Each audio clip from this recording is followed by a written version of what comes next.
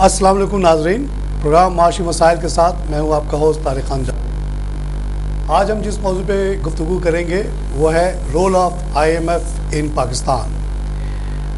IMF ایک special ادارہ ہے جو کہ برٹن ووڈ سسٹم کا پارٹ ہے، اور وہ تمام ملکوں کو جب وہ بیلنس آف پیمنٹ کرائسس میں آتے ہیں تو لونز دیتا ہے تاکہ وہ اپنے بل پے کر سکیں۔ پاکستان میں IMF کنٹینیوسلی انوالو رہا ہے۔ کچھ دنوں پہلے ہم لوگوں نے اس سے چھٹکارا حاصل کیا تھا، لیکن 2008 میں ایسی سچویشن پیدا ہو گئی کہ ہمیں پھر سے اس کی مدد لینی پڑی، اور اس وقت ہم IMF کے پروگرام پہ چل رہے ہیں۔ اس موضوع پہ بات کرنے کے لیے میں نے آج دعوت دی ہے کراچی یونیورسٹی کے اسسٹنٹ پروفیسر ڈاکٹر عبدالوحید صاحب کو، جو اکنامکس ڈپارٹمنٹ میں ابھی کام کر رہے ہیں۔ عبدالوحید صاحب، سب سے پہلے تو ہمیں اور میرے ناظرین کے فائدے کے لیے بتائیے کہ IMF کیا ہے، کب فارم ہوا اور اس کا رول کیا ہے؟ جی، IMF مین انٹرنیشنل مانیٹری فنڈ 1944 میں برٹن ووڈ میں ایک کانفرنس ہوئی تھی۔ برٹن ووڈ جو ہے وہ ایک ٹاؤن ہے یونائٹڈ اسٹیٹس میں، وہاں پہ ایک کانفرنس ہوئی تھی جس پر ممبر کنٹریز کچھ کنٹریز جمع ہوئے تھے، جنہوں نے یہ ڈیسائیڈ کیا تھا کہ ہم ایک ایسا ادارہ بنائیں گے جو کہ کرائسس کو پریونٹ کرے گا۔ 1930 میں جو گریٹ ڈپریشن آیا تھا اس کو دیکھتے ہوئے، اور فیوچر میں اگر اس قسم کے کرائسس کو پریونٹ کیا جائے تو پھر دسمبر 1945 میں IMF کو فارم کیا گیا تھا۔ اس کے آرٹیکل آف ایگریمنٹ پہ سگنیچرز ہے۔ کون سے بڑے بڑے کنٹریز تھے اس میں انوالو؟ تو یونائٹڈ اسٹیٹس ہے، UK ہے، اور دوسری کنٹریز ہیں، سوویت یونین بھی تھا۔ جی، اس میں یہ ہے کہ جو IMF کا جو بیسک کام ہے وہ یہ ہے کہ آپ کرائسس کو پریونٹ کریں گے، تو کنٹریز کو پالیسی ایڈوائز دیں گے، آپ کنٹریز کو ٹیکنیکل اسسٹنس دیں گے، ان کو ٹریننگ دیں گے اسٹاف کو۔ دوسری بات یہ ہے کہ آپ بیلنس آف پیمنٹ اگر کرائسس آتا ہے تو آپ اس وقت اسسٹنس دیں گے، فیسیلیٹیٹ کریں گے۔ ان کی ویری کرتی ہے، 10 منتھ ہے یا 20 منتھ کا ہے، 30 منتھ کا ہے، وہ اسٹینڈ بائی ایگریمنٹ ہے۔ اس کے علاوہ وہ لانگ ٹرم کے بھی دیتے ہیں 0.5% ریٹ آف انٹرسٹ پہ، 0.5% ریٹ آف انٹرسٹ پہ لانگ ٹرم ان کے کتنا ہو سکتا ہے لانگ ٹرم؟ ڈپینڈ کرتا ہے کہ اس کنٹری کو کتنی اس کی نیڈ ہے اور اس کی ری پیمنٹ کیپیسٹی کتنی ہے، کیا وہ اس پیریڈ میں اتنا جو اسسٹنس اس نے لیا ہے وہ اس کو پے بیک کرے گا یا نہیں کرے گا۔ اور دوسری بات یہ ہے کہ جو ورلڈ بینک ہے اور IMF فارم تو ایک ہی کانفرنس میں ڈسکس ہوئے، یہ دونوں برٹن ووڈ سسٹم کے دو ہیں، ایک شارٹ ٹرم لون کا ہے، ایک لانگ ٹرم۔ لیکن ورلڈ بینک جو ہے international bank for reconstruction and development, تو جو سیکنڈ ورلڈ وار ہوئی تھی اس کے بعد جو جاپان ہے یا ادر کنٹریز ہیں جہاں پہ ڈسٹرکشن ہوئی تھی تو اس کو ریکنسٹرکٹ کرنا تھا، اینڈ ورلڈ بینک جو ہے وہ پروجیکٹ لون دیتا ہے ڈیولپمنٹ کے لیے۔ IMF جو ہے وہ پروجیکٹ لون نہیں دیتا۔ IMF جو ہے آپ اس وقت IMF کے پاس جائیں گے یا تو آپ کے یہاں کرائسس ہو چکا ہے اور you are at the verge of crisis, then you will approach to you're about to default or something like that، جیسے ہمارے ساتھ you cannot finance سپٹمبر 2008 جی۔ اچھا، یہ جو ویسے تو ہم بہت دفعہ IMF کے پروگرام میں گئے پھر نکل آئے، اور ہم بیچ میں بہت پرائڈ کر رہے تھے کہ ڈیورنگ مشرف's پیریڈ کے we have come out of IMF، اور نعرہ تھا کہ جی ہم نے کشکول توڑ دیا اور یہ ہوا وہ۔ آپ کے خیال میں یہ جو سپٹمبر 2008 میں ہم جو کرائسس سچویشن میں چلے گئے، where we found کہ we don't have money to pay the bills and there was no choice left to go to IMF. What was the background or what was the cause which brought us to this position? دیکھیں، یہ تو ہم نہیں کہہ سکتے کہ ہم IMF سے نکل چکے ہیں یا اب اس کے پاس دوبارہ نہیں جائیں گے۔ اگر آپ دیکھ لیں ہسٹری کو، 1980 سے اب تک کی ہسٹری دیکھیں، تقریباً ہر گورنمنٹ جو ہے وہ IMF کے پاس گئی ہے اسسٹنس کے لیے، کیونکہ جب آپ کو کرائسس ہوگا، اینڈ جس طرح ہم کہتے ہیں کہ اگر ڈومیسٹک اکانومی میں کسی بینک کو جب کرائسس ہوتا ہے then State Bank is the lender of the last resource. جی، اسی طرح کنٹریز کو اگر کرائسس ہوتا ہے تو وہ پھر آئی ایم ایف کی طرف جاتے ہیں, آئی ایم ایف سے اسسٹنس لیتے ہیں لون. اب یہ ہے کہ آپ کرائسس کی نوعیت کیسی ہے. اگر آپ کے ڈومیسٹک ریسورس موبلائزیشن نہیں ہے اور آپ یہ سمجھتے ہیں کہ اب کوئی چارہ نہیں ہے تو پھر آئی ایم ایف کو اپروچ کیا جاتا ہے. لیکن یہ کہ اس کو اتنا زیادہ ڈومیسٹک اکانومی میں اس کو اتنا زیادہ اچھا نہیں سمجھا جاتا, کیونکہ لون لینا ویسے بھی اس کا مطلب یہ ہے کہ you are not relying on your own resources.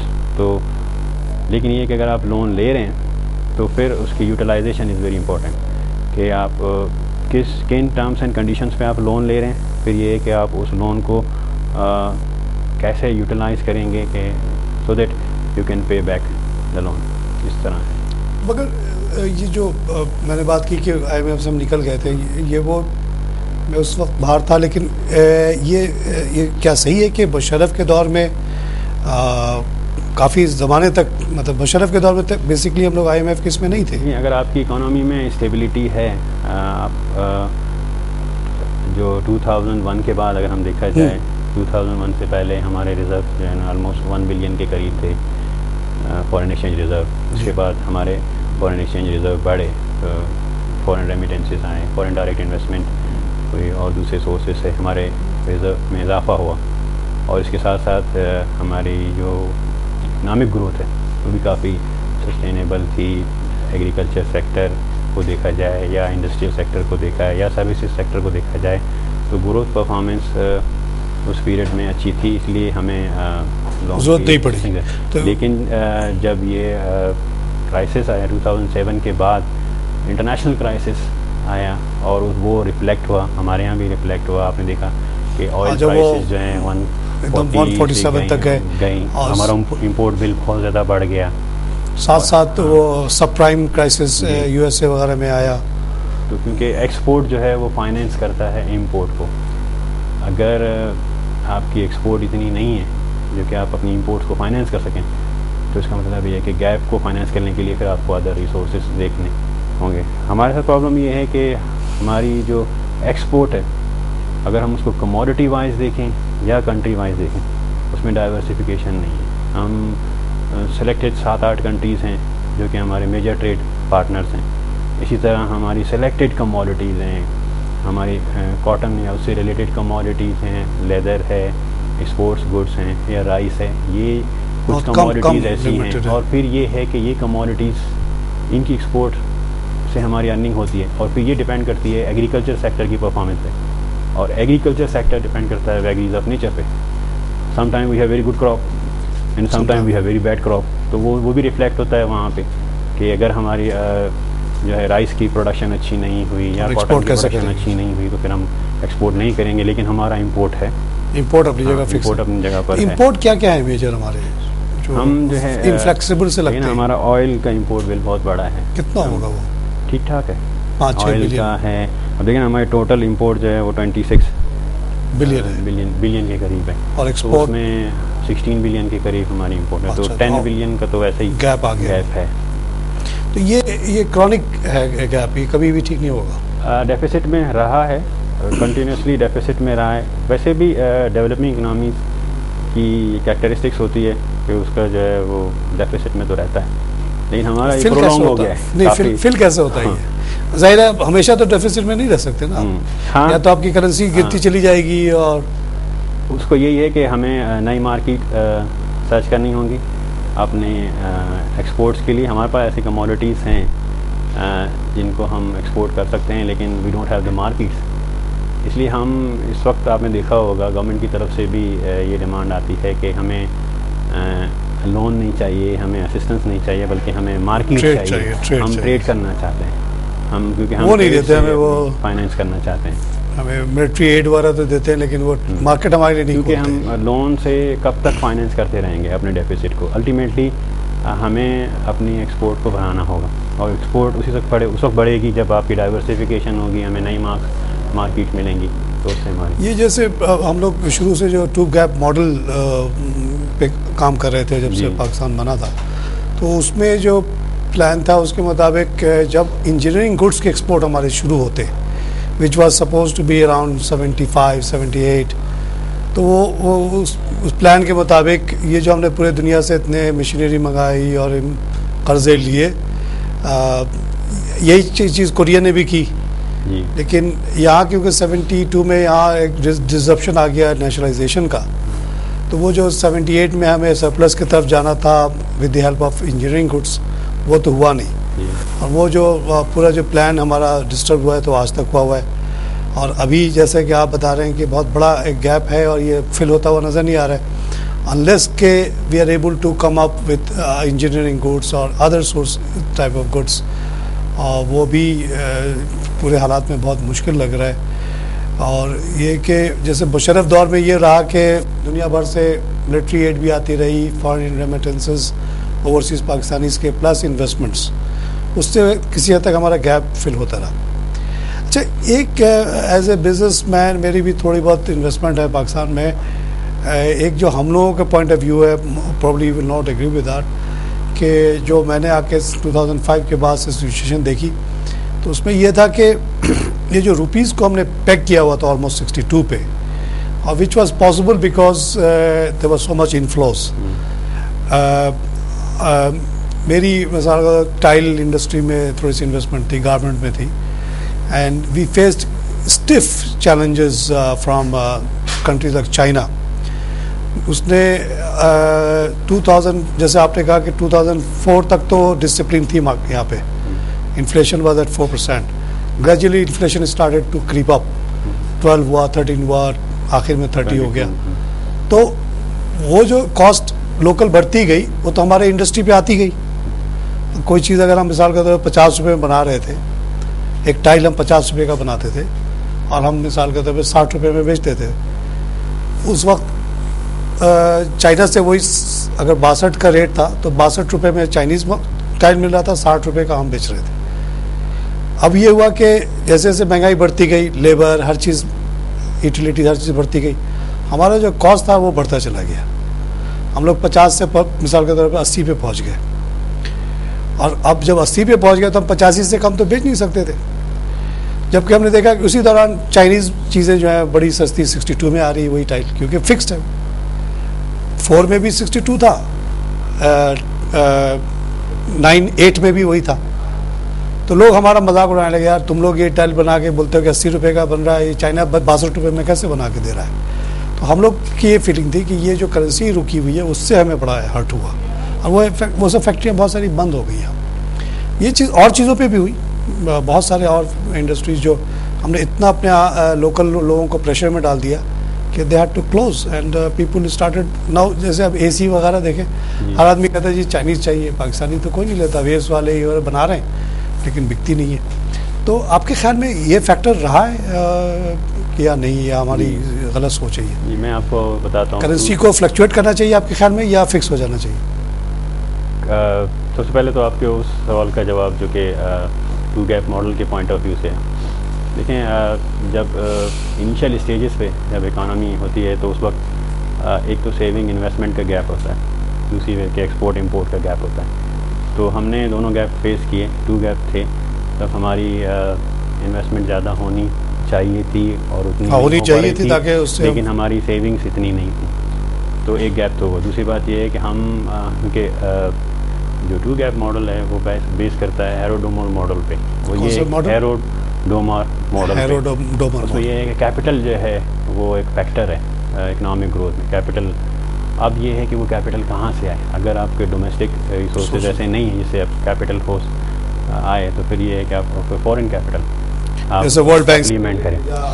تو یہ ہے کہ آپ جو ہے وہ فورن ایڈ لے کر آپ کیپٹل کو امپورٹ کریں اور پھر جو ہے نا جب آپ ڈیولپمنٹ کے ایک اسٹیج پہ پہنچ جائیں گے دین یو. وہی مشینیں جو آپ نے قرضے لے کر امپورٹ کی، جیسے ہمارے یہاں مثال لے لیں آپ کہ ہم نے اسپننگ مشین منگائی یا ویونگ مشین منگائی، گارمنٹ کے لیے ہم نے سلائی کی مشینیں منگائی، پھر ان سے جب پروڈکشن شروع ہوگا اور وہ بڑے پیمانے پہ ایکسپورٹ ہوگا تو وہ اس سے ریپے ہوگا. ڈیٹ کا پرنسپل بھی ریپے کریں گے. اور آپ نے کیونکہ آپ بہت ہی نامنل ریٹ پہ آپ نے بورنگ کیا. آپ دیکھ رہے ہیں جو فرسٹ 5 ایئر پلان تھا 1955 سے لے کے 60 تک، اس وقت جو ہمیں فورن ایڈ ملا اس میں 80% جو ہے وہ گرانٹ تھا. Grant mean you just get it and forget about for the اچھا. return. You don't need to return.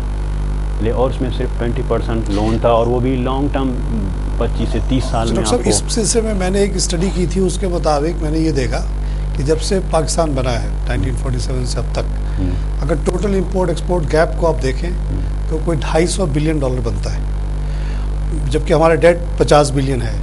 تو اس کا مطلب یہ ہے کہ 200 بلین ہمیں گرانٹ ملا ہے, تبھی تو ہم نے فل کیا نا. جی, یعنی کہ یہ ویسٹ نے پاکستان کو بہت اسسٹ کیا ہے. شروع کے اسٹیجز میں 80% تھا, پھر وہ گریجولی کام ہوتا ہوتا آپ دیکھیں وہ 10% تک آ گئے, اور اب بھی اب جو میں ملتا ہے وہ ہارڈ ٹرم کنڈیشنز میں, بالکل پہلے بالکل سافٹ ٹرم پہ ملتا تھا. تو وہ یہ ہوا کہ اب اگر ہمیں 80% گرانٹ ہے, اس میں 20% سافٹ لون ہے, سوال یہ پیدا ہوتا ہے کہ اس کو کس طرح یوٹیلائز کیا گیا. اگر وہ پراپر وے میں یوٹیلائز ہوتا تو یہ کوئی اتنا بڑا ایشو نہیں تھا. یہ جو آپ نے ماڈل کی بات کی, جی, اگر دیکھا جائے کہ جرمنی جو کہ دنیا کے بہت بڑی economy, even England second world war کے بعد تو یہ ساری کنٹریز ایشز میں تھی. بالکل. Japan completely destroyed, Marshall plan آیا, ورلڈ بینک کے قرضے آئے, گرانٹس آئے, اور وہی قرضے اور وہی مدد سے وہ لوگ کھڑے ہو گئے. بالکل, آئی ایم ایف نے انیشیل اسٹیجز پہ جاپان کی ہیلپ کی تھی, اور کچھ ادر یورپین کنٹریز تھی جو کہ وار سے ٹوٹلی ڈسٹرکشن ہو گئی. پر یہ ہے کہ آپ دیکھیں 60s میں they get rid of, they paid off. Yes, they paid off. اسی طرح مجھے کوریا کا ڈیٹ جو ہے وہ زیرو. ایز اے بینکر مجھے کوریا سے بڑا زیادہ وہ رہا, کیونکہ جب میں 1980s میں گیا ہوں Middle East, and our job was to recycle petrodollar which was coming in for the Arabs. تو ہمارا کام یہ تھا کہ وہ ڈالر کو لگانا تھا. تو اس میں one of the recipient of that time was Korea, south Korea, جو کہ آج 5th لارجسٹ اکانومی ہے. اور میں نے سارٹ آف اسپیشلائز کیا تھا اس پہ, اور میں بہت زیادہ میں نے لون دیے ہیں, یہ سامسونگ, ہندائی, یہ جتنی بڑے بڑے نام آپ دیکھتے ہیں. تو 84 کی میں آپ کو مثال دوں کہ وہی پوزیشن تھی جو ہماری آج ہے. 40 بلین کا ڈیٹ تھا ان کا, 12 بلین کا امپورٹ, 8 بلین کا ایکسپورٹ, اور میں نے اتنے لون دے دیے کہ ایٹ ون پوائنٹ بینک نے مجھے کہا کہ تم why are you favouring Korea so much, now your exposure to Korea has become too much, don't lend any more, don't recommend to us any more loans.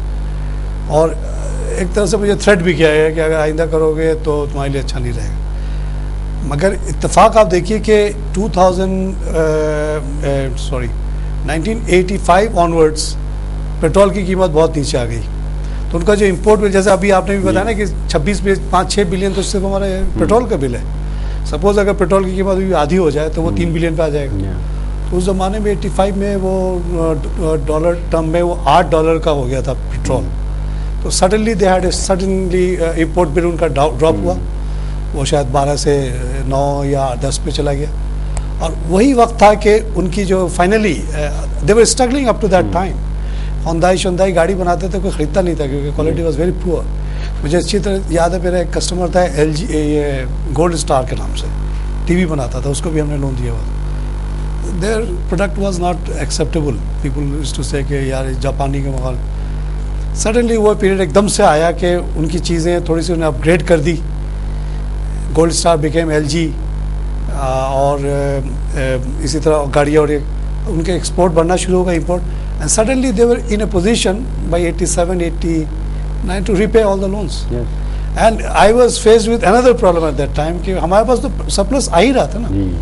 اب اس پیسے کو میں کہاں لگا. کوریا پہ مجھے یقین تھا ذاتی طور پہ کہ this country is good. I used to say this is second Japan. And my thinking proved right. جب وہ پیسے واپس آئے تو ہمارے لیے پڑھنا ہوگی اس کو. آپ دیکھیں نا کوریا, مجھے 2007 میں کورین گورنمنٹ نے انوائٹ کیا تھا ایک لیکچر کے لیے. جب میں وہاں گیا تو میری ملاقات بینک آف کوریا کے آفیشیل سے ہوئی. ہم بیٹھے تھے, وہ مجھے کہہ رہا تھا کہ دیکھیں ڈاکٹر وحید, 1955 میں آپ کا پر کیپٹا انکم $100 سے کم تھا, ہمارا بھی $100 سے کم تھا, لیکن 59 میں جی آپ کا ہم سے زیادہ تھا. اچھا. ہاں, اور ہمارا کم تھا, دونوں کے $100 سے کم تھے. لیکن اب صورتحال یہ ہے کہ آپ کا it is little above than 1,000 and we are approaching to 20,000. 20,000 compared to 1,000. اچھا, اسی پہ یہ کہ میں نے دیکھا سول میں جو میرا اسٹے تھا, میں ٹوکیو میں بھی رہ چکا ہوں, مجھے بہت بڑا ڈفرینس نظر نہیں آیا ٹوکیو میں اور سول میں. اب آپ دیکھیں یہ کیسی اکانومی. یہ دیکھیے سب تھوڑے دنوں کی بات ہے. ہاں اتنی زیادہ پرانی. کورین وار کو گزرے ہوئے زیادہ دن تو نہیں گزرا. کورین وار میں اس کا کیا حال تھا. تو آپ جی وہی ٹو گیپ ماڈل اور ویسٹ کی support, because we were all Western allies. انہوں نے اس کو اگر اس طرح کی سپورٹ ملی بھی ہے تو انہوں نے اس سے پورا فائدہ اٹھایا. یہاں لیکن ہم بھی ویسٹ کے الائز تھے کہ ہمیں لون لینا نہیں چاہیے یا ہم اس کے بغیر. لون آپ لے رہے ہیں, ٹرمز کنڈیشن کیسی ہیں اور اس کا یوٹیلائزیشن کیسا ہے, دیٹ از ویری امپورٹنٹ کہ آپ پہ ڈیٹ برڈن نہ بن جائے, کیونکہ foreign aid in its most concessional form is a debt creating flow. وہ ڈیٹ تو ہوگا. دوسری بات یہ کہ ایک چیز میں آپ نے جو 1000 اور 20,000 کی بات کی, اس پہ مجھے بھی ایک ڈیٹا یاد آتا ہے کہ 1960 میں ساؤتھ کوریا کا ایکسپورٹ, چائنا جو پیپلز ریپبلک آف چائنا, اس کا ایکسپورٹ اور پاکستان کا ایکسپورٹ تینوں برابر تھے. $500 بلین, $500 ملین. آج سامسنگ کا جو ایکسپورٹ ہے صرف ایک کمپنی کی, وہ میرے خیال میں 16 بلین سے زیادہ ہے, صرف ایک کمپنی جس کو ہم لوگوں نے لون دے کے کھڑا کیا تھا. اور پورے ملک کا تو میرے خیال میں 350 بلین ہے, چائنا کا 650 بلین ہے, اور آپ کہہ رہے ہیں کہ ہمارا 16 بلین ہے. کوشش ہم کر رہے ہیں کہ 20 پہ پہنچ جائیں. تو واٹ اے ڈفرینس. پھر یہ کہ جو ایکسچینج ریٹ کی آپ نے بات کی, ایکسچینج ریٹ جو ہے وہ ابھی ہمیں تھوڑا سا بریک لینا پڑتا ہے. بریک ناظرین, اب ہم لیں گے ایک چھوٹا سا بریک کے بعد پھر حاضر ہوں.